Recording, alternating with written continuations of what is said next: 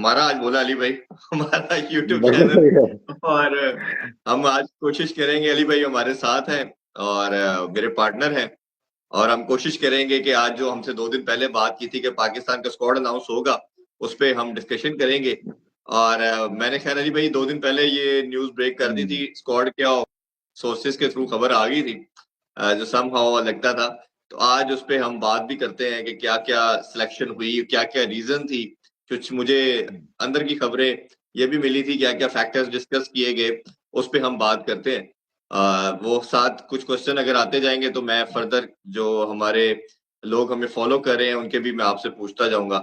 अली भाई जी जी। ओवरऑल पहले बताइए, तो सबसे एंड में हमारा स्क्वाड आया चैंपियन ट्रॉफी का, क्या लगता है आपको देख के ये बैलेंस स्क्वाड है या किसी प्लेयर की आपको लगता है कि उसमें कमी रह गई है?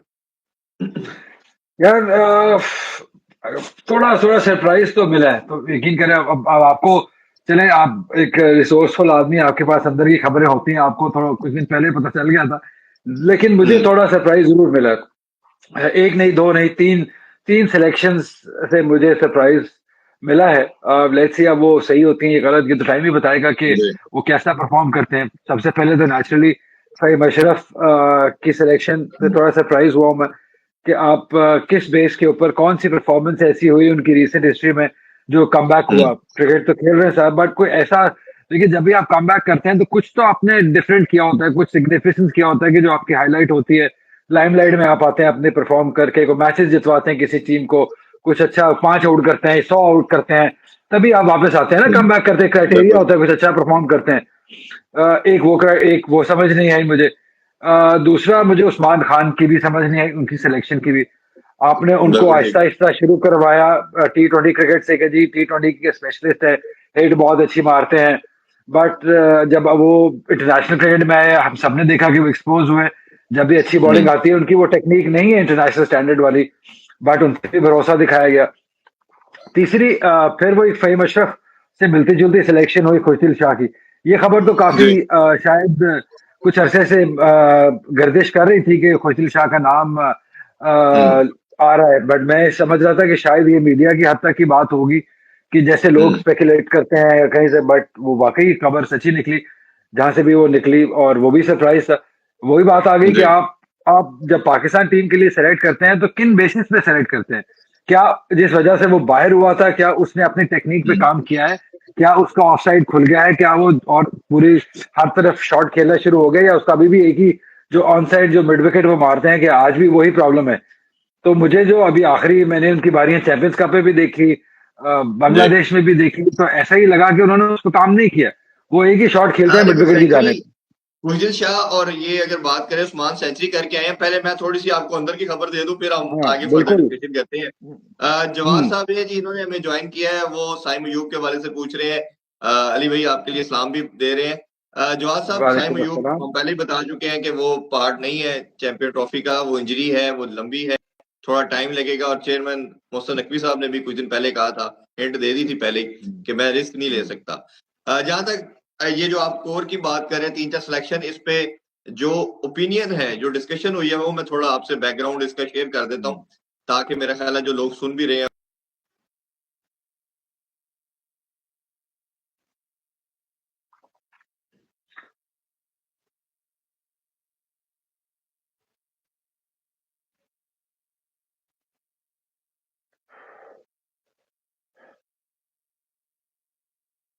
मुझे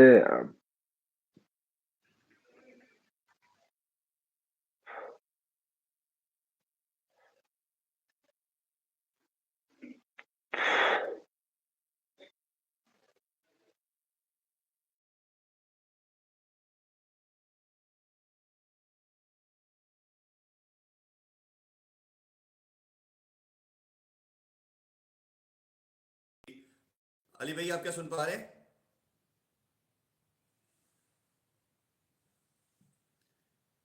जी अली भाई सुन पा रहे हैं आप?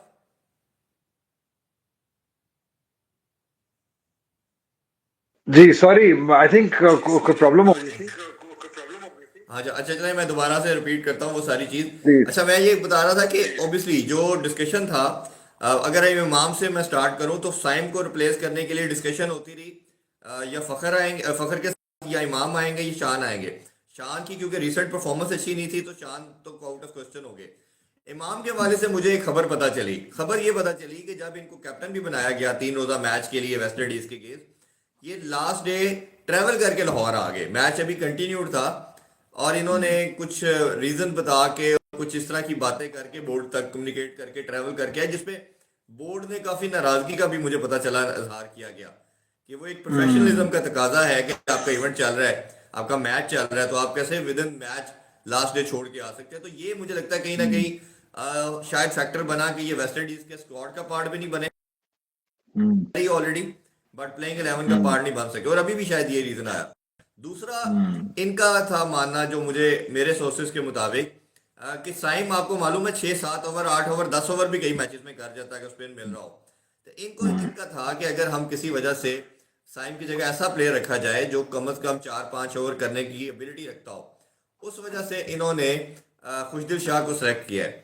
और बाबर, ये मैं ब्रेकिंग न्यूज दे देता हूं, मैंने अपने शो में भी आज दी है, Babar will do the open with Fakhar. ये बाबर अब नंबर 3 पे नहीं खेलेगा, इस चैंपियन ट्रॉफी में वो नंबर ओपनिंग स्लॉट पे खेलेगा। तो ये अगर आप इसमें कुछ कहना चाहें बाबर को एज ए ओपनर। देखिए, अब और चॉइस ही नहीं है आपके पास। आपने रेगुलर तो एक ही विकेट कीपर है, रेगुलर विकेट कीपर तो एक ही हुआ ना, ओपनर तो एक ही हुआ आपके पास, फखर जमान।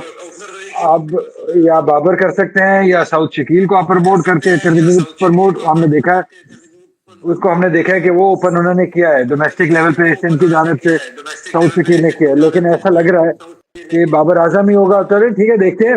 देखिए, ये तो अब वक्त ही बताएगा कि सिलेक्शन कैसी होती है। अभी एज पर उनके मुताबिक शायद ये बैक कॉम्बिनेशन अच्छा बन रहा है।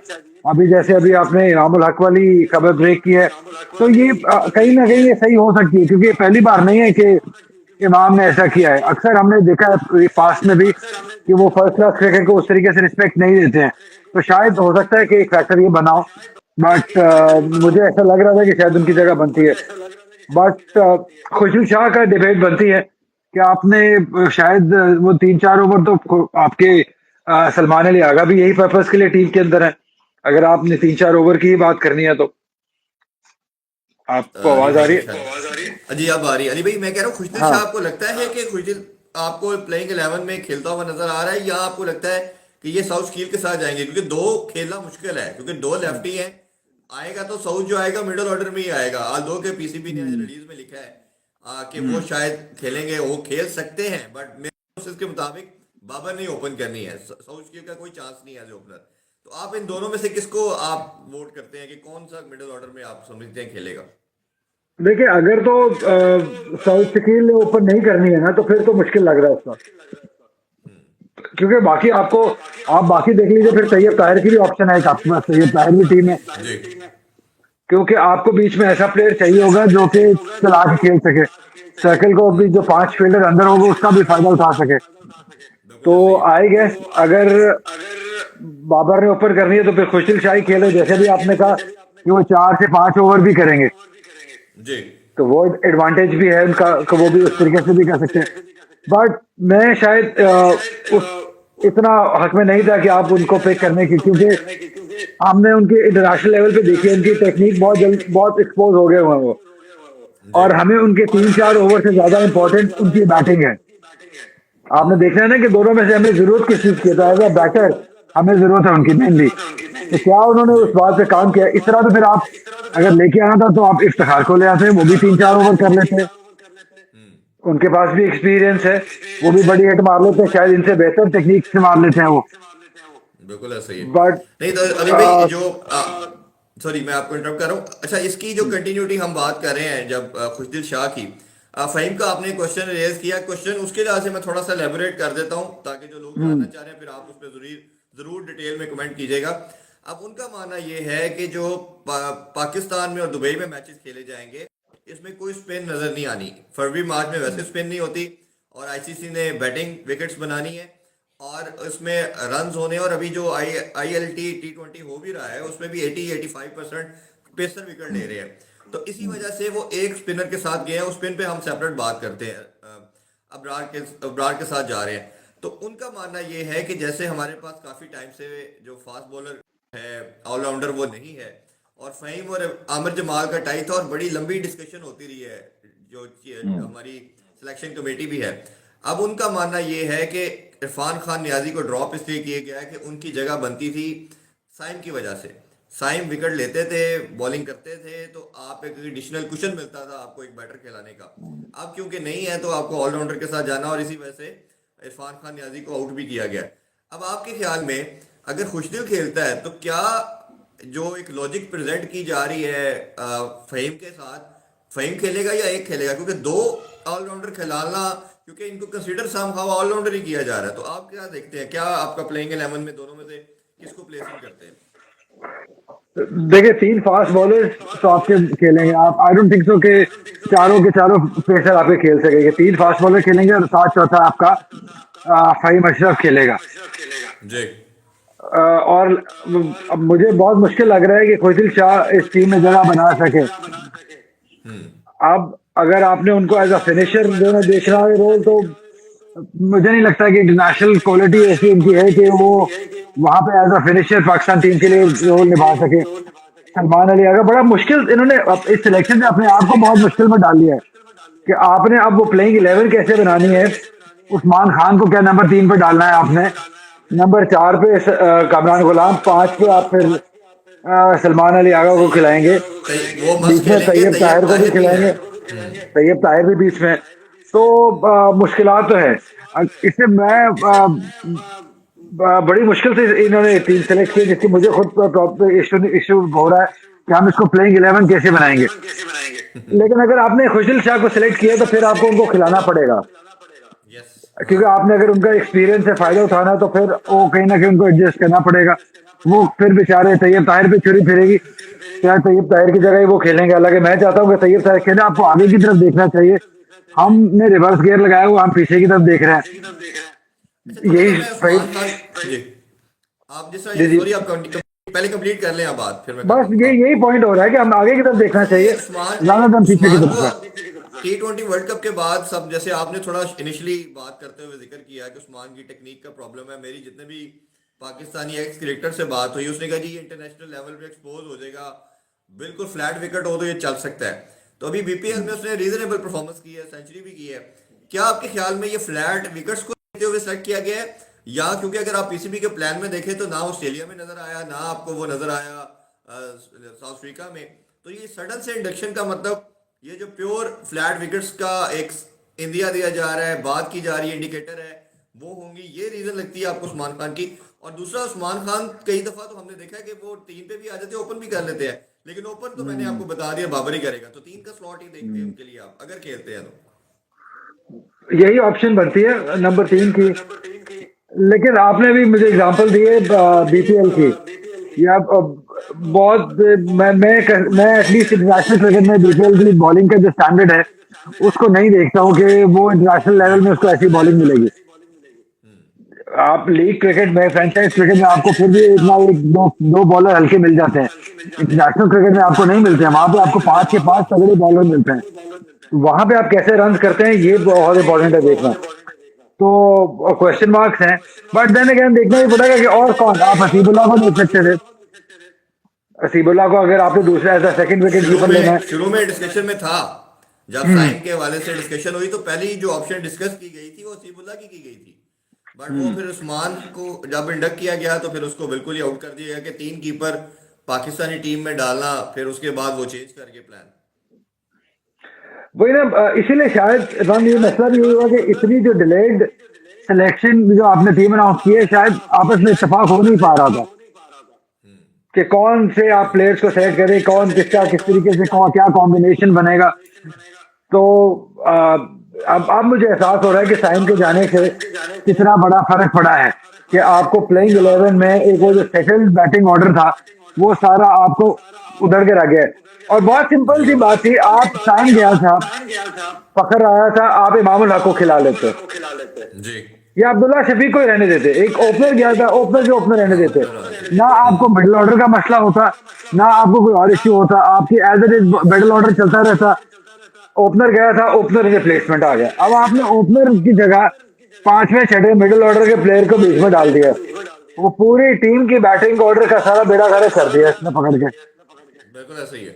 और खास तौर तो पे आप अगर मेरा ख्याल है इमाम से अगर कोई मिस्टेक हुई भी तो उस पर निगोशिएट किया जा या, सकता था। और हमने जो 2 दिन पहले भी शो किया था, इमाम किसी तरह भी टेस्ट से बाहर नहीं होता, और उसको हम्म, एक्स्ट्रा पेस बॉलर खिला के जब आपने उसको इंडक्ट करा दिया था, तो आप अगर एक मैच दे देते तो शायद आज आपको डिसीजन करते हुए आपके लिए आसानी हम्म, होती कि आपने चैंपियन ट्रॉफी और ट्राई नेशन में किसको ऐड करना है। अच्छा, अब एक बाकी टीमों का स्क्वाड देखते हैं। अगर इंडिया बांग्लादेश की बात करें, सब हम्म, कॉन्टिनेंट की टीम की बात करें, इवन हम सीना कंट्री की भी बात करते हैं, तो तमाम टीम दो दो या तीन तीन स्पिनर के साथ तो आ रही हैं। दो के साथ तो हम्म। सब आ रही हैं, भारत तो तीन के साथ आ रहा है। अब पाकिस्तान की बात करें तो हम एक रेगुलर स्पिनर के साथ जा रहे हैं। अब मैंने इसका आंसर आपको अभी थोड़ी देर पहले भी दिया कि उनका मानना ये है कि ये बिल्कुल फ्लैट विकेट्स होंगी। मैंने तो साजिद की भी बात कई अरसे से कर रहा हूँ, उसका मानना ये है कि फ्लैट विकेट के ऊपर ही होगा। नुमान की कोई बहुत लोग बात कर रहे हैं कि इन पिचेस का बहुत एक्सपीरियंस है, बट उन्होंने कहा जी इसकी एज ज़्यादा है, वो टेस्ट क्रिकेट हो रहा है, ये ओडीआई में तो आपको चाहिए। बट मुझे लगता है साजिद आइडियल कैंडिडेट हो सकता था। तो ये कम से कम सुफियान मुकीम का बड़ा नाम लिया जाता रहा। डिस्कशन भी मेरे ख्याल में बहुत की गई है सिलेक्शन कमेटी के वाले से कि सुफियान को रखा जाए। फिर उन्होंने कहा कि इतने बड़े इवेंट में उसको थ्रो करना वाइज डिसीजन नहीं है। आपका क्या ओपिनियन है कि ये एक स्पिनर लॉजिकल है, वर्केबल है, या ये जो कॉम्बो इन्होंने साउथ अफ्रीका या उन पिचेस पे यूज किया इधर भी वही चलेगा, यही बेहतर है? देखिए ये हम एक्सपेक्ट कर रहे थे कि आपके 4 फास्ट बॉलर्स होंगे और 5वां फास्ट बॉलिंग ऑलराउंडर होगा। अब बहस यही थी कि स्पिनर कौन सा होगा। अब वो अबरार की तरफ गए हैं, वो एक्स फैक्टर, क्योंकि वो कैरम बॉलर है। देखिए, या तो आपके पास बहुत अच्छी क्वालिटी हो, आपके पास एडम जैम्पा जैसा बॉलर हो, या जैसे इंडियन स्पिनर्स आ रहे हैं, वो क्वालिटी ऑफ स्पिनर्स भी तो आपने देखनी है ना। ठीक है, साजिद ने आउट किए हैं, टेस्ट मैच क्रिकेट में आउट किए हैं, बट आई थिंक तो वो इतनी वाइट बॉल क्रिकेट हमने उनको देखा नहीं है। और एकदम से उनको बड़ा बड़ा इवेंट खिला देना, वो थोड़ी उनके साथ भी जाती थी और टीम के साथ भी। तो कोई ऐसा उतना उतना क्वालिटी आप स्पिनर हमारे पास था नहीं, है भी नहीं।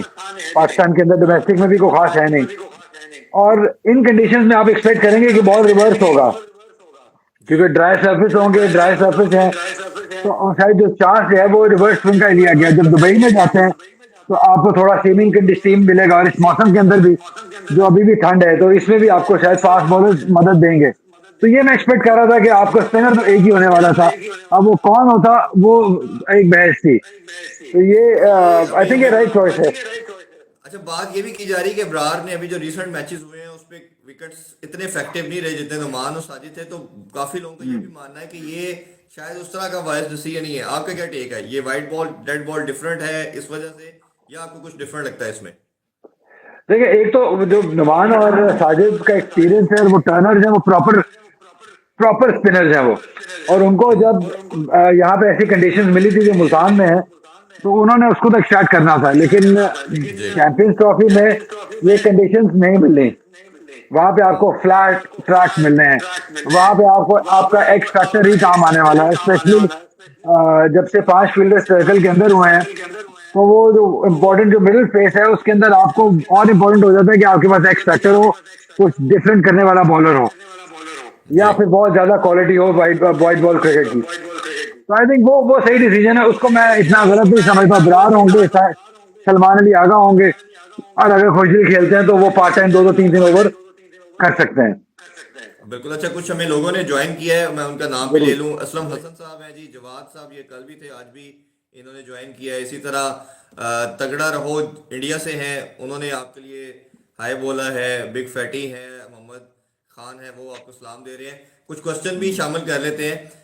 क्वेश्चन बाबर आजम के हवाले से काफ़ी पूछा जा रहा है कि बाबर हम्म। आजम की जो फॉर्म अभी रिसेंटली टेस्ट में रही, क्या ओपनिंग करना उनका वाइज डिसीजन होगा बोर्ड का, उसका क्या कहना चाहेंगे? या आपको लगता है कि जो आईसीसी की भी इवन टीम का अनाउंस किया गया उसमें बाबर T20 में रखे गए? ये मेरे लिए बड़ा सरप्राइजिंग था कि Babar should be in the ODI team जो आईसीसी की तरफ बनाई गई। साई में आल दो के उसमें थे। तो बाबर पे की इफेक्ट आ सकता है जो भी बुरी परफॉर्मेंस दोनों मैचेस में हुई, या आपके ख्याल में इंटायरली डिफरेंट बॉल गेम है, कोई प्रॉब्लम नहीं आएगा बाबर पे? देखिए, आई थिंक ये पॉजिटिव हो सकता है बाबर के लिए। वो कुछ अरसे से डेफिनेटली स्ट्रगल कर रहे हैं, और जो वनडे क्रिकेट है वो उनका फेवरेट फॉर्मेट है, जी। जहाँ पे उनको थोड़ा टाइम मिलता है। और अगर वो ओपन करते हैं तो उनको वो फ्रीडम भी मिल जाएगी, उनके पास वक्त ज्यादा होगा। तो ये शायद बाबर के हक में चले जाए, अगर बाबर के हक में जाती है तो पाकिस्तान के हक में जाएगी। जो आउट ऑफ फॉर्म है वो अगर ओपन उन्होंने नंबर चेंज किया है, थोड़ा फ्रीडम मिलेगा, थोड़ा सर्कल के अंदर खेलेंगे, थोड़ा गैप मिलेंगे, जरा अच्छे रिदम में वो आ सकते हैं। इसलिए वो इतना बुरा होगा नहीं, मुझे लगता है कि वो रिप्लेसमेंट ठीक है, उसमें कोई इतना बुराई नजर नहीं आती है मुझे। अच्छा, ये शुएब भाई से बात हो रही थी, बल्कि आपने भी शायद सुना हो उनकी स्टेटमेंट। उन्होंने कहा कि अगर हमने इसी तरह के ऑप्शन पे जानी है, फखर एक ओपनर है, तो आपको T20 फॉर्मेट पे जाना चाहिए और रिजवान से ओपन करवानी चाहिए। बाबर के नंबर को छेड़खानी नहीं करनी चाहिए, उसको 3 पे रहना चाहिए। उससे ये है कि मिडिल ऑर्डर में ये जितने लड़के हैं ये मिडिल ऑर्डर के हैं, इनको आप कैरी करें, और रिजवान का बेस्ट यूज सर्कल का है, तो वो 10 ओवरों को यूटिलाइज करे, वो ज्यादा बेहतर ऑप्शन है। आप क्या इस उनके इस ओपिनियन के हवाले से टेक है? देखिए वो उनका अपना ओपिनियन है, we all respect that opinion, लेकिन हमें रिजवान जैसा प्लेयर वो मिडिल ओवर में चाहिए। ठीक है। क्योंकि देखिए वो जो पांचवा हम बात करते हैं वो उसको इतना हल्का मत लीजिए। वो जो फील्डर अंदर है ना, उसको उससे एक आपको ऐसा या आपकी स्वीप खाली होती है या आपका सामने खाली होता है। तो रिजवान के अंदर वो पोटेंशियल है जो कि वो स्वीप भी मारते हैं और कदमों का इस्तेमाल भी अच्छा करते हैं, तो वो स्पिन को ज्यादा बेहतर खेलते हैं बनिस्बत बाबर आजम के। और बिल्कुल बाबर ठीक। आजम आपको नया बॉल ज्यादा अच्छा खेल के दे सकता है रिजवान की बनिस्बत। तो आई गेस रिजवान को नहीं छेड़ना चाहिए, उनको उसी नंबर पे खेलना चाहिए। बाबर को ओपन करवाना इस कॉम्बिनेशन में ज्यादा बेहतर होगा मेरी नजर में। अच्छा, एक क्वेश्चन पूछा जा रहा है हसनैन के हवाले से कि हसनैन टीम का पार्ट है, बट कोई उसके हवाले से बात नहीं कर रहा। ऑस्ट्रेलिया में देखा हमने, क्योंकि वो कंडीशन सूट करती थी, फिर साउथ अफ्रीका में भी एक मैच में खेले। तो हसनैन के हवाले से आपको क्या लगता है कि हसनैन इन कंडीशन में रहेगा, या जो हमारा ट्रायो है नसीम शाहीन और हारिस रऊफ का, यही चलेगा? देखिए हसनैन बहुत इंप्रूव किया है, मानना पड़ेगा। उसने पिछले कुछ अरसे में बहुत अच्छा रिदम है। चैंपियंस कप में जो उन्होंने बॉलिंग की, जिस तरीके से बॉलिंग की, उन्होंने बहुत इंप्रेसिव बॉलिंग की और उसका सिला मिला, वो टीम में वापस आए और वही रिदम वो ऑस्ट्रेलिया में लेके गए। बट यहाँ पे मुझे लगता है कि वो as a fourth fast bowler होंगे जो कि बेंच पे होंगे। अगर जो मेन आपके 3 बॉलर्स हैं उनमें से कोई रिदम उसका खराब होता है या आउट ऑफ फॉर्म होते हैं या अनफिट होते हैं, देन हसनैन टीम के अंदर आएंगे। बट एट द मोमेंट मुझे लगता नहीं कि वो इनिशियली प्लेइंग 11 का हिस्सा बनेंगे। बिल्कुल। स्क्वाड पे तो अली भाई हम आगे बात करते रहेंगे, कम्बिनेशन क्या होगा हम ग्रेजुअली आपको डेली या कुछ दिनों के दरमियान में जरूर आपको इनवाइट करते रहेंगे। थोड़ा सा बिल्कुल। एक दूसरी चीज की बात करें कि आज हमारा कदाफी स्टेडियम का काम कंप्लीट हो चुका है, और चेयरमैन मोहसिन नकवी साहब की भी आपने I am sure press conference भी सुनी होगी, और उन्होंने आज सिलेक्टर्स के साथ और शान मसूद के साथ विजिट भी किया। अच्छी चीज़ है, हमारे लिए बहुत प्राउड मोमेंट है। हम होस्ट करने जा रहे हैं। लाहौर में 7 की इनॉग्रेशन है, पीएम आएंगे 11 को कराची में, और 16 को लाहौर के अंदर आईसीसी का इवेंट होने जा रहा है। एक तो इस हवाले से बताइए, और दूसरा जो हमने डिस्कस कर रहे थे कि आईसीसी के लिए, ये भी मैंने न्यूज ब्रेक की थी अपने शो में कि भारत जो है वो रोहित शर्मा को अब नहीं भेज रहा ऑफिशियली। अब आईसीसी ने भी कह दिया है कि ये जो सेरेमनी होगी ये कैप्टन के बगैर होगी, कोई फोटोशूट भी नहीं होगा। तो ये कितना डेंटफुल है क्रिकेट के लिए, हार्ट रेंचिंग है फैंस के लिए। मुझे तो लगता है कहीं ना कहीं सबसे ज्यादा बड़े स्टेक होल्डर आपके ब्रॉडकास्टर हैं। उन्होंने हाइप बनानी थी, इसको लेके चलना था। जब इवेंट ही नहीं हो रहा, हमें याद नहीं पड़ता रिसेंटली कि कोई आईसीसी का इवेंट हो और उसका फोटोशूट नहीं हो रहा, कैप्टन से बात नहीं हो रही, प्रेस कॉन्फ्रेंस नहीं हो रही। इन दोनों का प्लीज बताइएगा। देखिए सेकंड बात मुझे याद है, इस पर हम ज्यादा बात कर लेते हैं।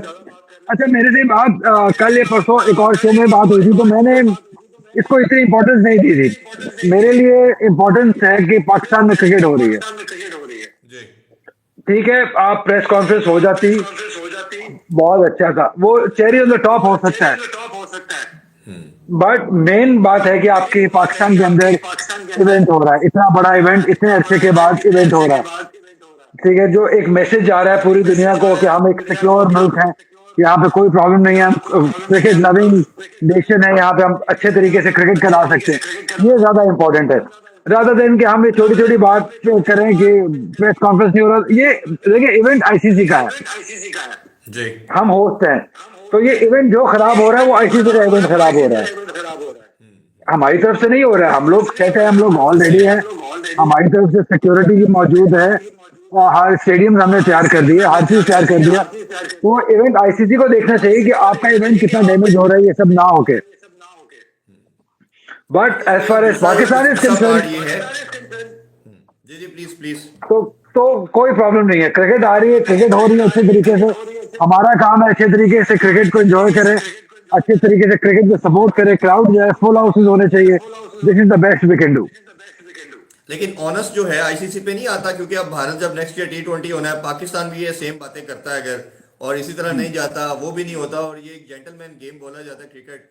इस पे जो इन्फ्लुएंस आ रहा है पॉलिटिकल जो चीज़ों का, आपको नहीं लगता कि ये फैंस जो देखने वालों के लिए ये बहुत बड़ा है? क्योंकि हमने ना हम फीफा में देखते हैं, ना टेनिस के अंदर देखते हैं, ना इवन ओलंपिक्स में देखते हैं ऐसी चीज़ें हो।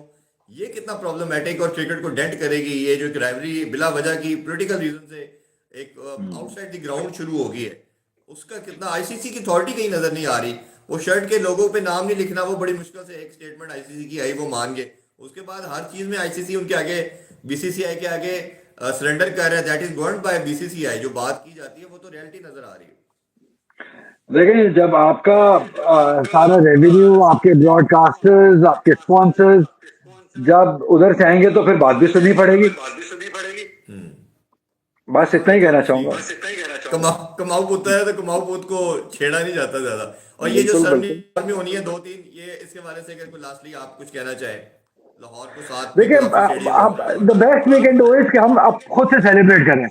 मैं हमेशा से ये कहता हूँ, हमें क्यों किसी और की जरूरत है।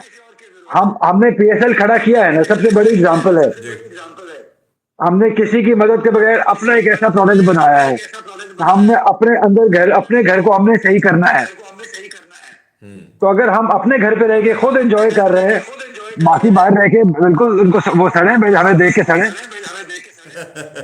और उनके तो आकाश चोपड़ा और कुछ ऐसे उनके क्रिकेटर भी इवन वो ये बात कर रहे हैं पाकिस्तान के मैच स्टेडियम तैयार नहीं है, और आज उनको सबको आंसर मिल चुका है। बट जब इस तरह का कोई जर्नलिस्ट बात करता है या एक्स क्रिकेटर बात करता है, ये उनकी डोमेन नहीं है। तो मेरा ख्याल है इनको जरा अवॉइड करने चाहिए ऐसी चीजों से। ना लेना देना नहीं, ना खेलना आपने, ना आना है, और आप बाहर से बस ऐसी बातें कर रहे हैं। बल्कि हमारे लिए शायद वो ब्लेसिंग इन डिस्गाइज है कि हमें जरा मोटिवेशन देते रहते हैं तेज काम करने की। बहुत बहुत चलो शुक्रिया। यार, कुछ उनको अगर लास्ट माफ नोट पे करें। कुछ कहना उनको चाहें। उनका उनको उनका उनका उनका कंटेंट है, उन्होंने भी कंटेंट बेचना है, उन्होंने बैठ के कुछ ना कुछ करना है। तो करने में हम अपना हाँ। एंजॉय करते हैं, हम अपने स्टेडियम से बनाते हैं। हम फैंस क्रिकेट में स्टेडियम में जाते हैं, फुल हाउस करते हैं, क्रिकेट को एंजॉय करते हैं, और उनको बातें करने दें। बिल्कुल ठीक बात है। बहुत बहुत शुक्रिया अली भाई आपके टाइम का। No problem. इंशाल्लाह एक दो दिन के बाद दोबारा आपको जहमत देंगे और फिर इसी तरह गपशप लगाएंगे। और बहुत डन डन डन। शुक्रिया अगेन कि आपने सारे फैंस के आंसर भी किए क्वेश्चन को। अगेन आपसे इंशाल्लाह ऑल राइट। मुलाकात करते हैं। Thank you so much. Allah Hafiz.